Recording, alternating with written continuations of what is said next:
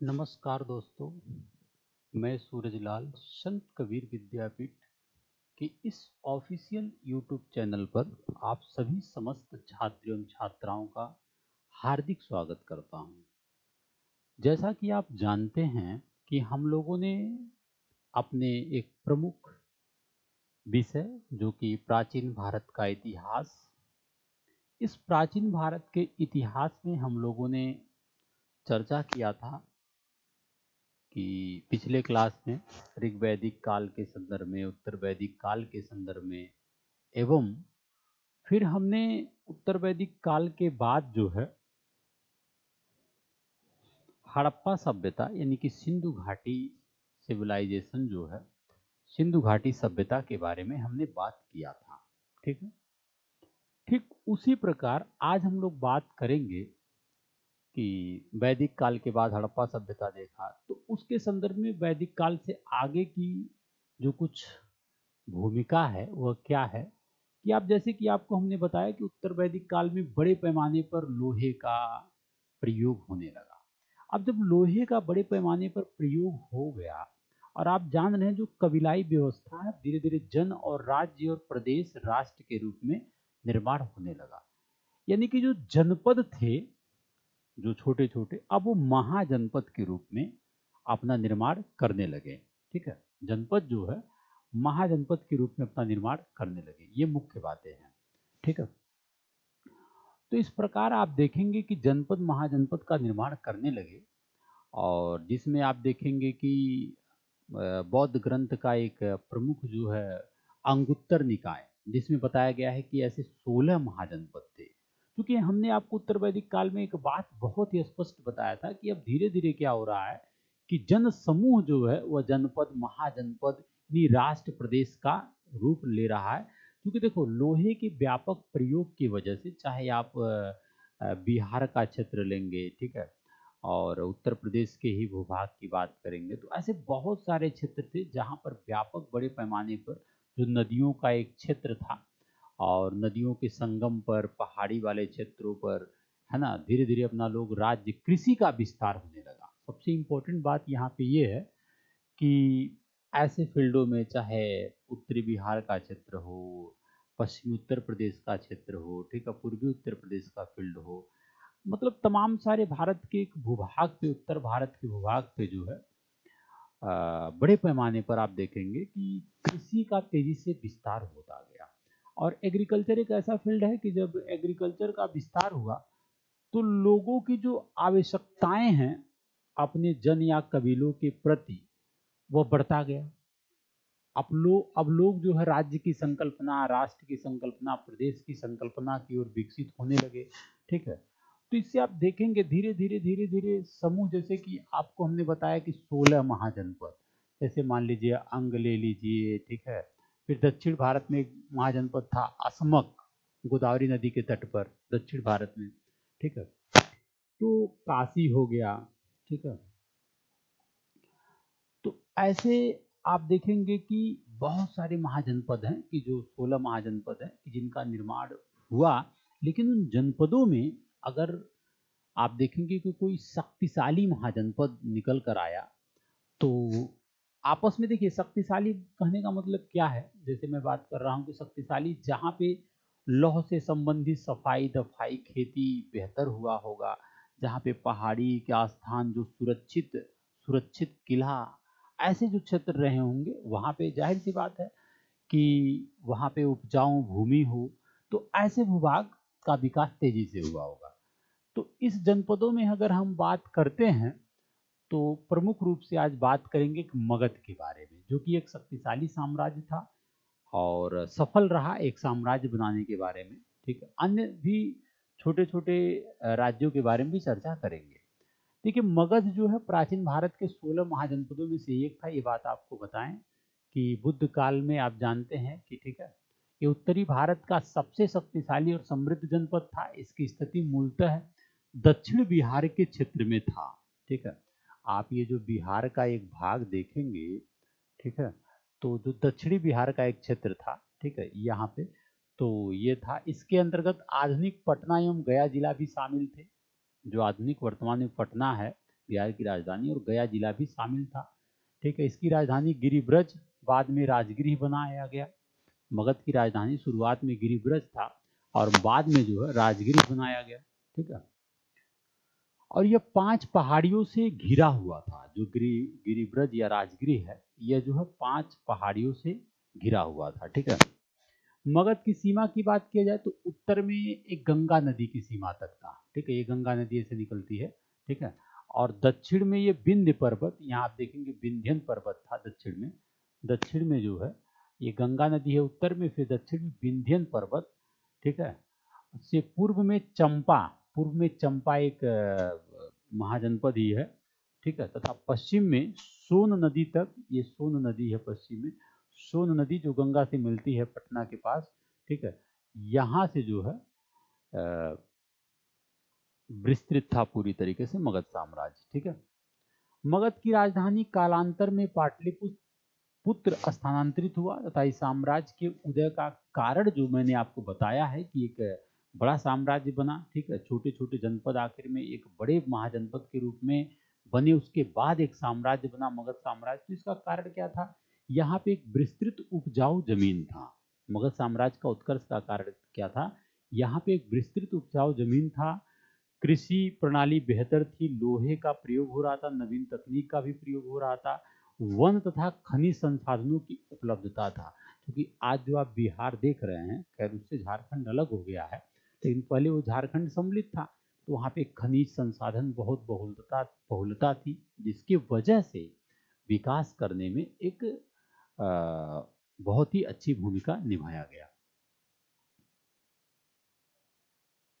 ठीक है, अगर बात किया जाए कि उस समय तत्कालीन शक्तिशाली राज्यों में मगध के साथ साथ और भी शक्तिशाली थे, जैसे आप देखेंगे कोसल है, वत्स है, अवंती है। ठीक है, कोसल हो गया, वत्स हो गया, अवंती हो गया, ये भी शक्तिशाली राज्य थे मगध के साथ साथ, लेकिन इसमें शक्तिशाली कौन था? मगध था। ठीक है, जैसा कि आपको हमने बताया कि बौद्ध धर्म के अंगुत्तर निकाय में 16 महाजनपदों का उल्लेख मिलता है, ये बात आपको हमने बताया, जिसका उदय 6ठी शताब्दी के ईसा पूर्व में माना जाता है। ठीक है, अगर मगध साम्राज्य की बात किया जाए तो मगध में एक वंश आया है हर्यक वंश, जो बेहद इंपॉर्टेंट है। मगध में एक वंश है हर्यक वंश, जिसका संस्थापक बिंबिसार था। मगध साम्राज्य में एक प्रमुख वंश अगर शुरुआत किया गया है तो हर्यक वंश से शुरुआत होता है, और इसका जो संस्थापक था वो बिंबिसार था। यह प्रथम शक्तिशाली शासक था। इसका अन्य नाम श्रेणिक भी मिलता है। बिंबिसार का अन्य नाम क्या मिलता है? श्रेणिक मिलता है। ठीक है, बिंबिसार का जो अन्य नाम था श्रेणिक मिलता है। इसने वैवाहिक संबंधों के आधार पर, जो बिंबिसार है, इसने वैवाहिक संबंधों के आधार पर अपने क्षेत्र का विस्तार किया। जैसे आप देखेंगे कि इसने जो है पहली पत्नी महाकोसला, जो कौशल राज की पुत्री थी और प्रसेनजीत की बहन थी, इनके साथ इसका विवाह हुआ तो दहेज में काशी प्रांत मिल गया, अब काशी मगध में मिल गया।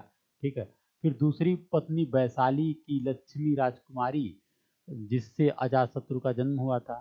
ठीक है, तो वैशाली भी धीरे धीरे सम्मिलित हो गया, जहाँ पे गणतंत्रात्मक व्यवस्था थी, एक ऐसा महाजनपद। ठीक है, तीसरी पत्नी क्षेमा। ठीक है, क्षेमा जो है पंजाब के मध्य कुल की राजकुमारी थी। ठीक है, तो फिर ऐसे क्या हुआ, इन्होंने वैवाहिक संबंधों के आधार पर बिंबिसार ने अपने साम्राज्य का विस्तार किया है। ये इंपॉर्टेंट बात है। ठीक है, तो इस प्रकार आपको हमने बताया राजनीतिक प्रतिष्ठा मिला है वैवाहिक संबंधों पे। ठीक है, इसके साथ साथ बिंबिसार ने अपने जो है अवंती के शासक चंद प्रघोत, ठीक है, चंद प्रघोत से, अवंती का जो राजा था, शासक था, चंद प्रघोत से भी मित्रता किया और अपने राज्य वैद्य जीवक को, ठीक है, अपने राज्य वैद्य जीवक को इलाज के लिए चंद प्रघोत के पास भेजा था। ठीक है, अच्छा, दूसरी जो बात है महत्वपूर्ण कि इसकी हत्या इसके पुत्र ने ही कर दिया था। बिंबिसार की जो हत्या की बात है, तो इसकी हत्या इसके पुत्र ने ही कर दिया था, जिसका नाम था अजातशत्रु। ठीक है, इसका भी एक अन्य नाम है। ठीक है, कूणिक नाम से जाना जाता है। ठीक है, इसको जो है कूणिक के नाम से जाना जाता है अजातशत्रु को। ठीक है, अजातशत्रु के ही समय में राजगृह की सप्तपर्णी गुफा में प्रथम बौद्ध संगीति का आयोजन हुआ था। अजातशत्रु के ही समय में सप्तपर्णी गुफा में प्रथम बौद्ध संगीति का आयोजन हुआ था। ठीक है, अजातशत्रु के ही समय में। ठीक है, अजातशत्रु जैन मतानुयायी था। ठीक है, अजातशत्रु कौन था? जैन मतानुयायी था। अजातशत्रु कौन था? जैन मतानुयायी था। और अजातशत्रु के बाद इसका पुत्र उदयन सत्ता पर बैठता है। और ठीक है, उदयन जो है सत्ता पर बैठता है और इसमें जो है उदयन ने गंगा तथा सोन नदियों के संगम तट पर पाटलिपुत्र नामक नगर की स्थापना किया और बाद में उसको अपना राजधानी बनाया था उदयन ने। ठीक है, उदयन जो है अजातशत्रु के बाद जो है ये बैठता है और ये भी जैन मतानुयायी था। इसने क्या किया कि गंगा तथा सोन नदियों के संगम पर पाटलिपुत्र नामक नगर की स्थापना की और बाद में इसको अपनी राजधानी भी बनाया था। और उदयन का पुत्र था नागदशक, जो हर्यक वंश का अंतिम शासक था। ये इंपॉर्टेंट है। ठीक है, इसके बाद हर्यक वंश के बाद एक नया वंश आता है शिशुनाग वंश। शिशुनाग वंश, शिशुनाग वंश। ठीक है, इसके संस्थापक जो है शिशुनाग को ही माना जाता है। ठीक है, इसने क्या किया है? इसने अवंती तथा वत्स राज्य पर भी अधिकार कर लिया। देखिए, ऐसे बढ़ते बढ़ते मगध एक बड़ा साम्राज्य बना है। ठीक है, क्योंकि शिशुनाग वंश आया तो शिशुनाग वंश ने, शिशुनाग के जो शासक हैं, इसने अवंती तथा वत्स राज्य पर ही अधिकार कर लिया। ठीक है, और शिशुनाग ने क्या किया कि वैशाली को अपना, ठीक है, राजधानी बनाया है। ठीक है, और इसके बाद जो है शिशुनाग के बाद एक नेक्स्ट शासक आता है जिसका नाम है कालाशोक। ठीक है, इसके बारे में भी जानकारी रखना जरूरी है। ठीक है, कालाशोक जो है, कालाशोक जो है शिशुनाग के बाद अगला जो शासक होता है शिशुनाग वंश का, वो कालाशोक है। अब देखिए, शिशुनाग ने तो वैशाली को अपनी राजधानी बनाया, लेकिन कालाशोक पुनः पाटलिपुत्र को अपनी राजधानी बनाया था। ठीक है, लेकिन इन्होंने द्वितीय बौद्ध संगीति का आयोजन हुआ था, वो वैशाली में हुआ था, जिसका आयोजन यही करवाए थे।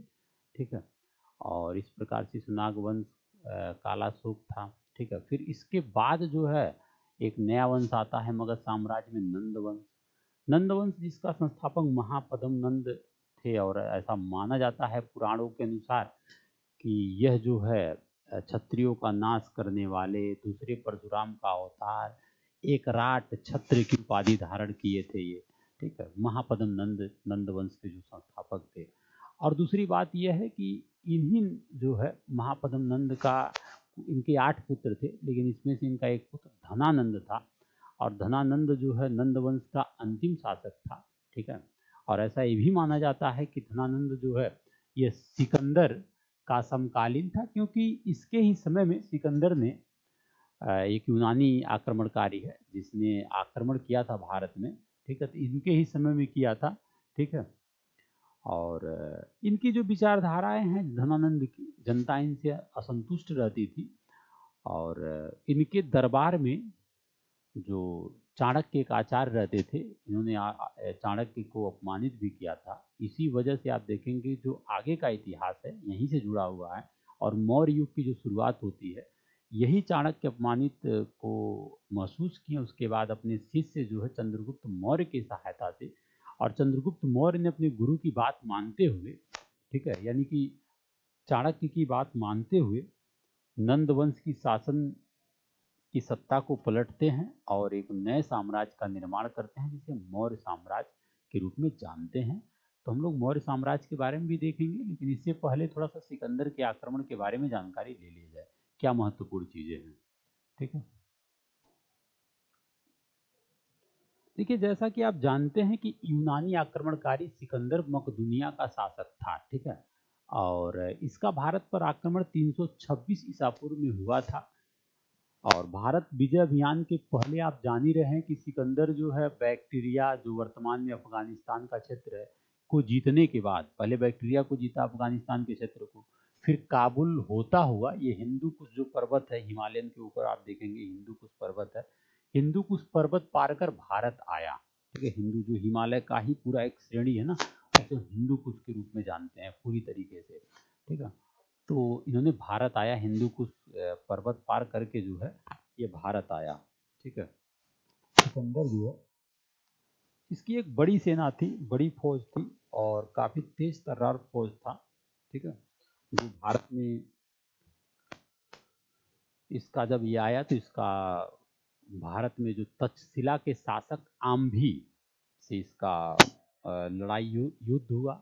लेकिन आम्भी ने क्या किया, आत्मसमर्पण के साथ उसका स्वागत करते हुए उसे वचन दे दिया कि मैं आपका सहयोग करूंगा। आम्भी जो है पश्चिमोत्तर भारत में तक्षशिला का शासक था। ठीक है, अब दूसरी बात क्या है, इसके बाद जब वो आम्भी ने समर्पण कर दिया, फिर सिकंदर जो है पंजाब झेलम जैसे क्षेत्रों पे, चिनाब जैसे क्षेत्रों पे वहाँ बढ़ते हुए वहाँ के राजा पोरस से इनकी मुलाकात हुई और पोरस के साथ युद्ध हुआ। लेकिन पोरस देखिए हार तो गया, लेकिन पोरस ने अपनी वीरता और सैनिक कुशलता का परिचय सिकंदर को दिया, जिससे अनंतः सिकंदर जो है जीत तो गया, लेकिन उसके मन में ये बात आया कि पोरस एक महान योद्धा शासक है।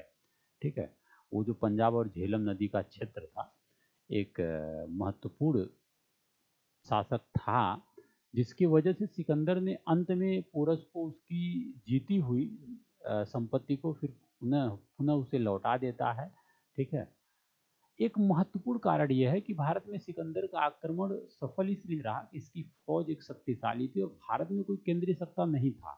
नंद वंश का भी आप देख रहे हैं कि धीरे धीरे पतन हो रहा, अभी मौर्य युग भी बना नहीं है और एक केंद्रीय सत्ता, मजबूत केंद्रीय सत्ता नहीं था, जिसकी वजह से जो है ऐसा हुआ। ठीक है, लेकिन धीरे धीरे केंद्रीय सत्ता का निर्माण हो रहा है और सिकंदर जो है, लास्ट में एक कहावत है ना कि सिकंदर जो है अपनी सेना से ही हार गया। उसकी सैन्य शक्ति जो है, इसकी सेना खुद ही जवाब दे दी कि अब आगे हम लोग युद्ध नहीं कर सकते हैं। इसके पीछे कारण ये भी है कि अब धीरे धीरे भारत में केंद्रीय सत्ता मजबूत हो रहा है, एक मौर्य युग की शुरुआत हो रही है। ठीक है, तो इस प्रकार बात यह है कि 323 ईसा पूर्व की बात है कि बेबीलोन में सिकंदर की मृत्यु भी हो गया, जैसा कि आप जानते हैं। तो ये कुछ इम्पोर्टेंट बात है और इसके बाद हम लोग मौर्य युग पे फोकस करेंगे। ठीक है, कि मौर्य युग की शुरुआत कैसे हुई, कहानी आप समझ रहे हैं। अब मौर्य युग के बारे में जानने का प्रयास करेंगे। जय हिंद।